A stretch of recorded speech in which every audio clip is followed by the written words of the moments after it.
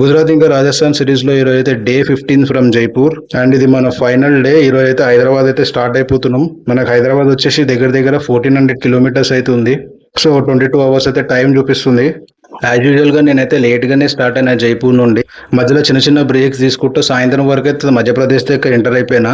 And ఒక్కసారి మధ్యప్రదేశ్ కి enter అయిపోయినాక నాకైతే చుక్కలు కనిపించినాయి.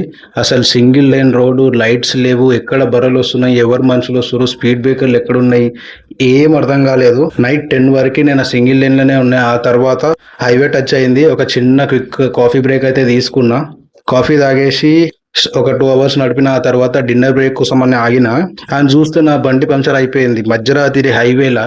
ఆ పక్కన పంచర్ అయినా నెయ్యమంటే ఇది ట్యూబ్ టైర్, నేను నెయ్యలేను అంటే ఇక మళ్ళీ ఆయన రిక్వెస్ట్ చేసి ఎట్లా అట్లా వేయించుకున్నా. టైర్ పంచర్ చేయించేసుకొని అయితే స్టార్ట్ అయిపోయిన 4 వరకు అయితే కంటిన్యూస్ గా నడిపిన. తర్వాత అయితలేదని చెప్పేసి ఒక 2 అవర్స్ అయితే దాబాలో వండుకున్నా.